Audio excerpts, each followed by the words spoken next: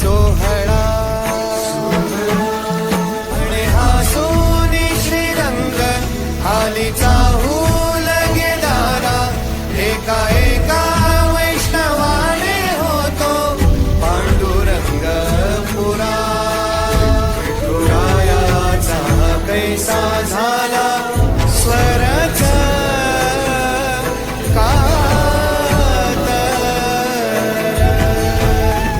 सांगे कैसा दाटला मनी हा सोहळा